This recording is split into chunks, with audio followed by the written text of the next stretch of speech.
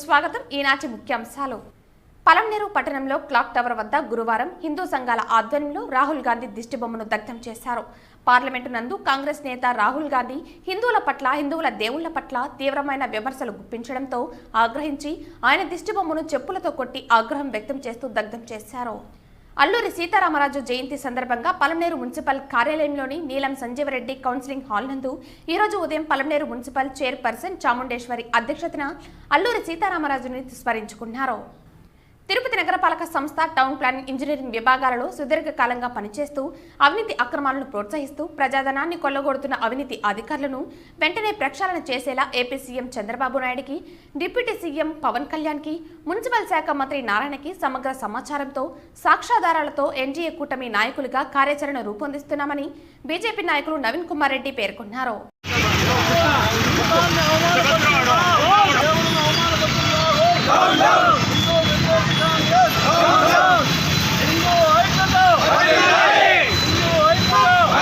పలంనేరు పట్టణంలో clock tower వద్ద గురువారం హిందూ సంఘాల ఆధ్వర్యంలో దిష్టిబొమ్మ దగ్ధం చేశారు. పార్లమెంటు నందు కాంగ్రెస్ నేత రాహుల్ గాంధీ హిందువుల దేవుళ్ల పట్ల తీవ్రమైన విమర్శలు గుప్పించడంతో ఆగ్రహించి ఆయన దిష్టిబొమ్మను చెప్పులతో కొట్టి ఆగ్రహం వ్యక్తం చేస్తూ దగ్ధం చేశారు.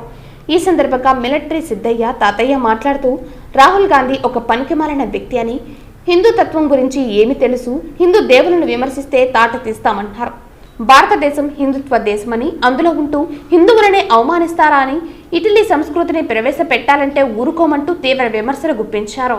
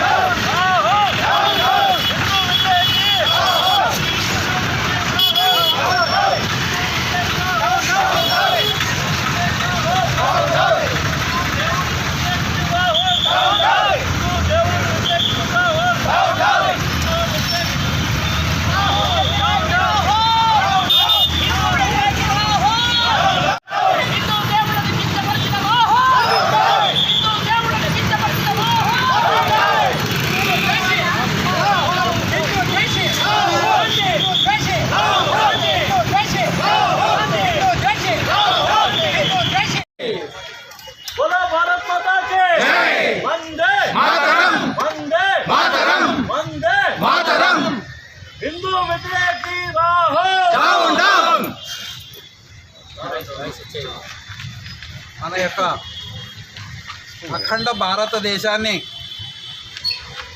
స్వాతంత్ర్యానికి ముందు నుంచే చాలామంది భారతదేశ వ్యతిరేకులు ఖండాలుగా చేస్తూ వాళ్ళ అబ్బసొత్తులాగా ముక్కల్ని పంచుకుంటూ వెళ్ళిపోయారు. హిందువులు ఖండించకుండా నర్మగర్భంగా ఉండిపోయారు. దీని పర్యవసానమే హిందుస్థాన్ని ముక్కలు చేయడానికే కారణం. స్వాతంత్రం వచ్చింది అనే సమయంలో మన నెహ్రూ గారు, జిన్నా గారు, వాళ్ళ అన్నదమ్ముళ్ళు మన యొక్క భారతదేశాన్ని చెప్పాలంటే అఖండ భారతదేశాన్ని రెండు ముక్కలుగా చేసుకొని వాళ్ళ పరిపాలన సౌలభ్యం కొరకు ఏర్పాటు చేశారు. ఇందులో మన భారతదేశం నుంచి ఒక్కరు కూడా ఇష్టపడని వ్యక్తి జవహర్లాల్ నెహ్రూ. అలాంటి వ్యక్తిని ప్రైమ్ మినిస్టర్ చేయడమే మొదటి తప్పు. వాస్తవానికి అతను మొదటి ప్రైమ్ మినిస్టర్ కాదు. మన మొదటి ప్రైమ్ మినిస్టర్ 1945 సుభాష్ చంద్రబోస్ గారు. దీన్ని జీర్ణించుకోలేని ఈ కాంగ్రెస్ గవర్నమెంట్, నెహ్రూ ఫ్యామిలీ సుభాష్ చంద్రబోస్ని మట్టుపెట్టింది. ముఖ్యంగా మన భారతదేశానికి పట్టిన శనిగ్రహాలు వీళ్ళు. కాంగ్రెస్ అనే పదమే భారతదేశంలో కాదు, ఇది పుట్టింది భారతదేశంలో కాదు. కాంగ్రెస్ పదాన్ని ఇంగ్లాండ్ నుంచి అరువు తెచ్చుకున్నారు. ఆ రోజుల్లోనే గాంధీ ఇది స్వాతంత్రం వరకే ఈ పదాన్ని ఉపయోగించాలి, దాని తర్వాత ఈ యొక్క కాంగ్రెస్ అనే పదం కానీ పార్టీ కానీ ఉండకూడదని కరాఖండిగా చెప్పినాడు. అయినా కానీ నెహ్రూ, ఒక్క ఓటు రాని నెహ్రూ, ఒక్కరు కూడా ఇష్టపడని నెహ్రూ, చెప్పాలంటే భారతదేశానికి సంబంధం లేని ఈ నెహ్రూ బాధ్యతలు బలింతంగా బ్లాక్మెయిల్ చేసి తీసుకొని వాళ్ళ అబ్బసొత్తులాగా భారతదేశాన్ని పరిపాలిస్తూ వచ్చాడు. ఈ కాంగ్రెస్ పదాన్ని అంటిపెట్టుకున్నాడు. ఆ కాంగ్రెస్ పదం వల్ల, ఆ పార్టీ వల్ల వాళ్ళు మనుగడ సాగించగలిగినారు. కాంగ్రెస్ అంటే మన పూర్వీకులు కూడా ఒక గౌరవప్రదమైన అనేవాళ్ళు. ఆ రోజుల్లోనే చాచా నెహ్రూ అని అవని ఇవని మన వాళ్ళందరినీ బ్లాక్మెయిల్ చేస్తూ వాళ్ళ పండగ గడుపుకున్నారు, పబ్బం గడుపుకున్నారు. ఆ రోజుల్లోనే నెహ్రూ గారు మన మొట్టమొదటి ప్రధాని సుభాష్ చంద్రబోస్ని మట్టుపెట్టడంలో ఈయన కూడా ఒక భూమిక పోషించాడు. సర్దార్ వల్లభాయ్ పటేల్ కూడా, ఎందుకంటే సర్దార్ వల్లభాయ్ పటేల్ ఎప్పుడూ భారతదేశం బాగోగులు కోరేవాళ్ళు. ఆయన కింది స్థాయి నుంచి కష్టపడి పైకి వచ్చాడు కాబట్టి, ఆయనకు కష్ట సుఖాలు తెలుసు కాబట్టి భారతదేశం ఏ రూపురేఖల్లో ఉంటే బాగుంటుంది, ప్రపంచ దేశాల్లో ఉన్నతంగా ఉంటుంది అని ప్లాన్ చేసేవాడు. కానీ నెహ్రూ ఎలాంటి పరిస్థితులు అవి ఇష్టపడేవాడు కాదు. ఆయన స్టైల్గా బ్రతకాలి, ఆయన ఖర్చులకి దేశ సంపద కావాలని ఆలోచించినాడే తప్ప ఏనాడు దేశం బాగుండాలి, భారతదేశం బాగుండాలని ఆశించిన వాడు కాదు. అతను 64లో కాలం అయిపోయాక అతని తర్వాత మన పొట్టివారు, ఎవరు పొట్టివారు, లాల్ బహదూర్ శాస్త్రి గారు, ఆయన ప్రధాని అయ్యారు. ఈ యొక్క కాంగ్రెస్ పార్టీ నాయకులు జీర్ణించుకోలేక లాల్ బహదూర్ శాస్త్రిని కూడా మట్టు పెట్టించేశారు. ఇది జగమెరిగిన సత్యం. కానీ చెప్పుకోవడానికి సిగ్గుపడుతూ భయపడుతూ ఇప్పుడుండే పిల్లలకి ఆ సబ్జెక్టు తెలియకుండా మరుగున పరిచేశారు ఆ రోజుల్లో ఉన్న విద్యావేత్తలు. దాని తర్వాత మన దేశానికి స్వాతంత్రం వచ్చిందని సంతోషపడే సమయంలో బాధపడే విషయం కూడా ఏర్పాటు చేశారు. 40 ఏళ్ళు హిందుస్థాన్, పాకిస్తాన్ అన్నారు. హిందుస్థాన్ అంటే ప్రపంచ దేశాలన్నీ గౌరవించే పదం, గౌరవించే స్థానం హిందుస్థాన్. దీన్ని జీర్ణించుకోలేని నెహ్రూ హిందుస్థాన్ అంటే హిందువులకి ఇది స్థానము, పాకిస్తాన్ సపరేట్ అయింది కదా, దీంట్లో కూడా ఇబ్బందికరమైన వాతావరణం సృష్టించడానికి ఇండియా అని పేరు పెట్టారు. దాని తర్వాత భారత్ అని ఇప్పుడు మార్చారు. వాస్తవానికి ప్రపంచ దేశాలన్నీ మన దేశాన్ని గర్వంగా చెప్పే పదం ఏమిటంటే హిందుస్థాన్. హిందుస్థాన్ జిందాబాద్. అలాగే మన కాంగ్రెస్ ద్రోహానికి అంతు అదుపు లేకుండా పోయింది. వాళ్ళ సొంత ఆర్థిక నిధుల కొరకు ఎంతమందినైనా పొట్టన పెట్టేసింలో పాకిస్తాన్తో యుద్ధం జరిగినప్పుడు 95,700 మంది పాకిస్తాన్ యుద్ధ ఖైదీలను మనం పట్టుకొని అల్లుండి సాగినట్టు సాకి ఇందిరాగాంధీ పాకిస్తాన్కి పంపించింది. ఈ దుష్ట కాంగ్రెస్, నీచమైన కాంగ్రెస్, నీచ బుద్ధి కలిగిన కాంగ్రెస్ 54 మంది భారత యుద్ధ ఖైదీల్ని విడిపించుకునే యోగ్యత లేని కాంగ్రెస్ ఇది.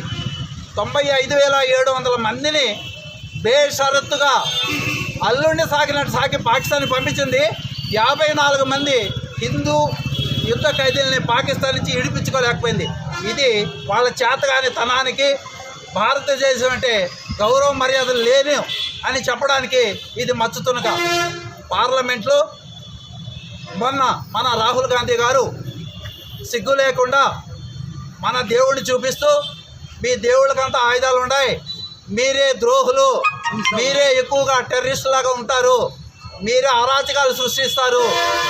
క్రిస్టియన్లు మంచివాళ్ళే, వాళ్ళు శాంతి కాముకులు.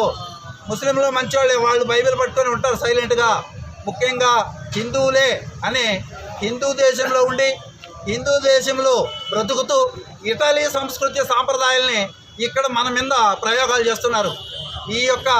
ఇక్కడ పుట్టి పెరిగిన వాళ్ళకి మాత్రమే ఇలాంటి గౌరవ మర్యాదలైన లీడర్షిప్ వాళ్ళని తప్ప ఎక్కడెక్కడి నుంచో వచ్చిన వాళ్ళకు ఈ లీడర్షిప్ ఇచ్చేదాని వల్ల మన హిందూ సాంప్రదాయం మంట కలిసిపోతుంది. భారతదేశ గౌరవ మర్యాదలు కూడా మంట కలిసిపోతున్నాయి. భారతదేశం కాదు, ఇక మీదట దీన్ని హిందుస్థాన్ అని పిలవాలి. అదే కాకుండా ఎవరెవరైతే స్వాతంత్ర పోరాటంలో మనకు సహాయ సహకారాలు అందించారో వాళ్ళందరికీ కూడా భాగాలుగా ముక్కలుగా ఇచ్చేశారు. ఇప్పుడు కూడా ఈ కాంగ్రెస్ తనివి తీరకుండా ఈ కాంగ్రెస్ విధులు కేరళలో కూడా మాకు సపరేట్గా దేశం కావాలంటే దాన్ని ఇవ్వడానికి కూడా రెడీ అవుతా ఉంది. ఇంతేకాదు ఈ చేతగాని రాహుల్కి 1, 2, 3 కూడా వెళ్ళి జాతిగా వీడు ఎక్కడెక్కడో యూనివర్సిటీలు చదివి వచ్చానని భారతదేశాన్ని కించపరిచే విధంగా మాట్లాడుతూ భారత సంస్కృతి సాంప్రదాయాల్లో మంటగలుపుతున్నాడు. కాబట్టి ఇతని గురించి ఈరోజు మాట్లాడాల్సి వచ్చింది. ఎలాంటి పరిస్థితుల్లో ఇక్కడ పుట్టిన వాడు తప్ప వేరేవాడు లీడర్ కావడానికి వీల్లేదు. మన రాహుల్ గాంధీ చేసే కార్యక్రమాలన్నీ హిందూ వ్యతిరేక కార్యక్రమాలు. అతను తలసరి ఆదాయం అంటాడు. ఇప్పుడు తలసరి ఆదాయం మన సారికి 10 కోట్లు ఉంది, నా దగ్గర 10 రూపాయలు ఉందంటే ఆయన ఆదాయం తెచ్చి అందరికీ పనిచేస్తామంటాడు. వీడిని అబ్బసొత్తా పంచడానికి భారతదేశం వీడిని అబ్బసొత్తా. వాడిని అబ్బసేస్తే వాడిని తాత చేస్తే 100 బుద్ధికి ఎకరాలు పెట్టి సమాధులు కడతారు. మన ఆంధ్రుల ఆరాధ్యుడు పివి నరసింహారావు గారు చనిపోతే ఢిల్లీలో వేయనీయకుండా హైదరాబాద్కు తరలించారు బలిష్టంగా. ఢిల్లీలో చనిపోయిన మన నరసింహారావుకి 3 అడుగులకు 6 అడుగుల స్థలం లేదా అంటే ఏమి ఢిల్లీ ఏమైనా వీడి అబ్బసొత్తా వాడిని అబ్బసొత్తా? కనీసం మన మనుషులు కూడా మన తెలుగు వాళ్ళు కూడా హిందువులు కూడా యోచన చేయకుండా నీచమైన కార్యక్రమం బలిష్టంగా హైదరాబాద్కు పంపించేశారు. హైదరాబాద్కి పంపిన నరసింహారావు గారి మృతదేహం సంపూర్ణంగా కాలేదు. కుక్కలు చించుకుపోతే మీలాంటి న్యూస్ రిపోర్టర్లు పోయి అయ్యా ఆ దేహం ఇలా కుక్కలు తింటున్నాయని కంప్లైంట్ ఇస్తే అప్పుడు మళ్ళా పరిగెత్తిపోయి మళ్ళా దాన్ని ఉడచేసి కాల్చారు. ఇంత నీచమైనటువంటి పార్టీ ఏదైనా ఉందంటే భారతదేశంలో ఒక కాంగ్రెస్ పార్టీ ఉంది. ఈ కాంగ్రెస్ను సమూలంగా పాతాళానికి తొక్కేయాలి. వాస్తవానికి కాంగ్రెస్ అనే పదం మంది కాదు. ఈ వెధవలు దాన్ని పట్టుకొని పండగ చేసుకుంటున్నారు, పబ్బం గడుపుకుంటున్నారు. అంతే. కాంగ్రెస్ అనే పదమును పాతాళానికి తొక్కేంత వరకు మనం నిద్రపోకూడదు. हिंदुस्तान जिंदाबाद, बोलो भारत माता के जय, स्वतंत्र भारत के जय, अखंड भारत के जय, वर्दिल्लाले वर्दिल्लाले हिंदुस्तान, वर्दिल्लाले वर्दिल्लाले हिंदुस्तान, बोलो भारत माता के जय, स्वतंत्र भारत के जय, अखंड भारत के जय.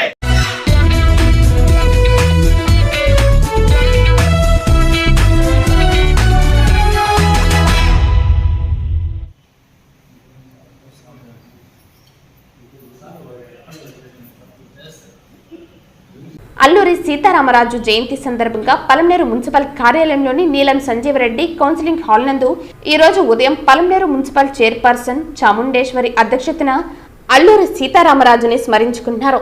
సదరు కార్యక్రమంలో కమిషనర్ వైస్ చైర్మన్ పర్సన్ మరియు కౌన్సిలర్లు పాల్గొన్నారు.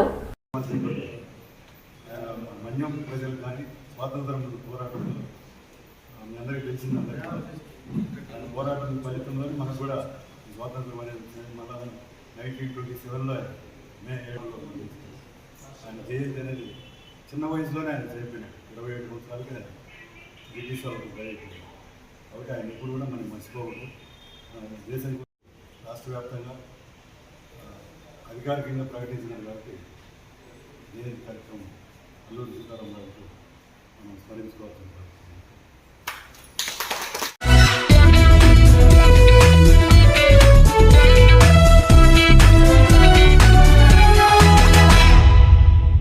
తిరుపతి నగరపాలక సంస్థ పేరు గొప్ప ఊరు దిబ్బ అన్న చందంగా తయారు.